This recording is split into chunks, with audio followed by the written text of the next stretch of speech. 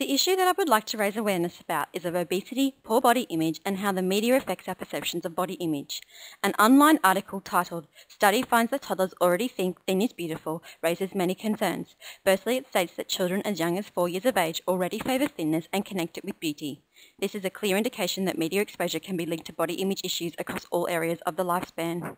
The article highlighted a study that asked 160 children and young adults to rank the attractiveness of female bodies. The partakers of the study were all shown the same image of a woman with her face blanked out and with a normal weight according to the body mass index. The participants were shown 5 other images of the woman's body which had been digitally altered. The study found that even the youngest of the 4-year-olds graded the most beautiful body as significantly thinner than the normal weight control. Additional studies reported in the article highlight that kids between the ages of 3 and 5 favour thinness, and also that 70% of preschoolers watch more TV and play more video games than the recommended amount set by the American Academy of Pediatrics. Given that media exposure is linked to body image issues, it doesn't look good for children. Weight loss can be of a benefit for obese people, however a fixation of thinness can also be damaging, with poor body image being linked to eating disorders. Sadly, the article reports that there are also suggestions that being overweight can be a reason to be discriminated against. Difference is defined as the degree of distinction as between two people or things. Difference is always relational. Difference always has two binary opposites with an invisible centre, the zone of difference. Different. We as individuals easily look to the other to work out what we are not, to get a better understanding of who we are, and try to change things about ourselves to create a sense of ourselves. Dominance is when a hegemonic group discriminates against a negative reference group. An example of dominance in the article is when children discriminate against obese people because they fear that obesity may be contagious. Individual marginalisation can also occur from discrimination. The media can also be the dominating group. Henry Giroix's ideas of public pedagogies demonstrate how various community locations and signifiers teach us how we should and should not act.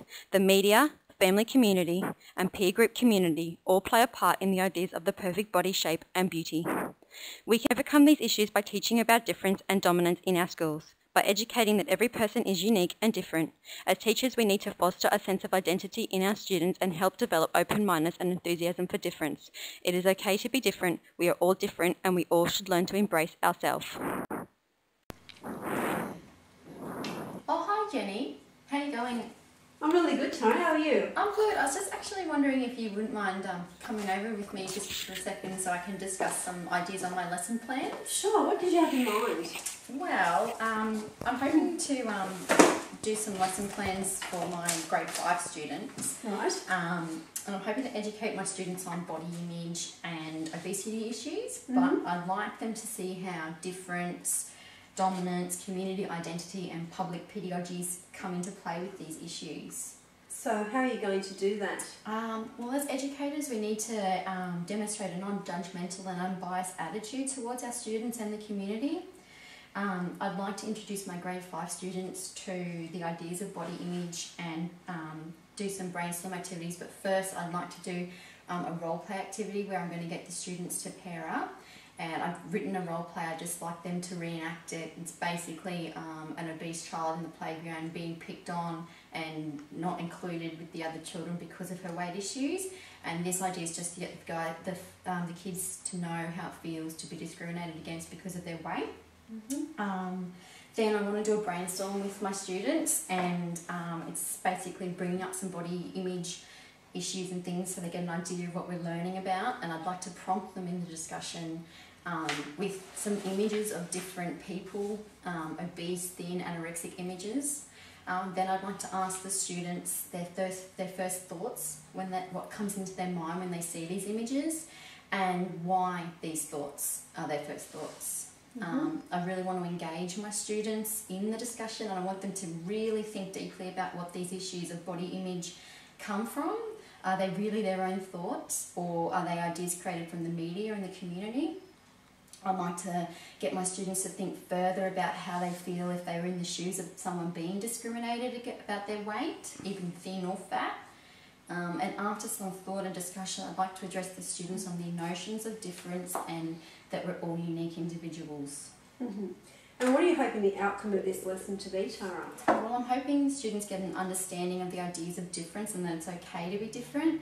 I'd like to hope that they learn about discriminating against others in the community is immoral, and that there can be severe and hurtful implications to the victim.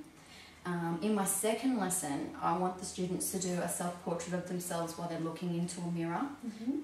So basically, once they've done that, I would like them to write a list of all the good things they can think of about themselves, and I want them to list them. And then I want them to pair up again with another student, and I want the partners to each do a drawing of their partner. And then I want them to discuss the physical and non-physical differences between each other. And in this activity, I'm hoping that the students get to see how others perceive them and get a sense of their own self and identity. And it's also a chance for the students to hear nice comments about themselves, and that can boost their self-esteem in the classroom and amongst the students. And are you going to set some ground rules for this activity?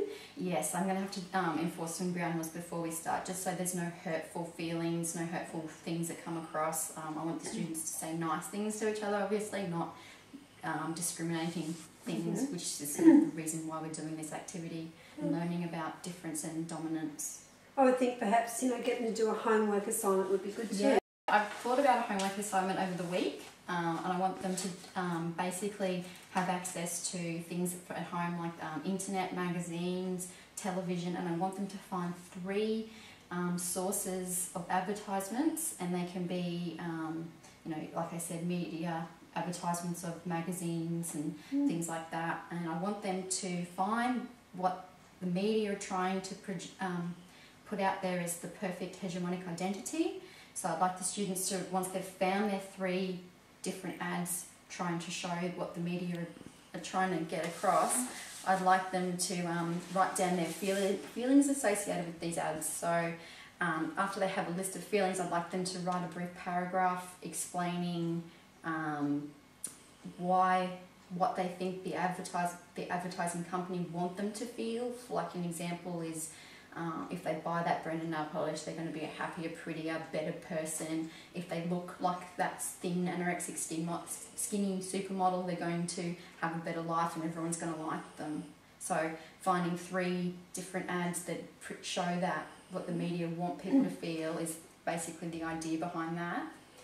And then at the end of the week, I just want to recap on the whole issue and talk about how we're all unique individuals, and that we live in a diverse and different world, and it's okay to be different, and we should not discriminate against others for the way they look. I'd also like to make a brief comment about eating a healthy diet and participating in regular healthy exercise, but just from a health perspective and not from an appearance perspective, and that's about it. No, it sounds good.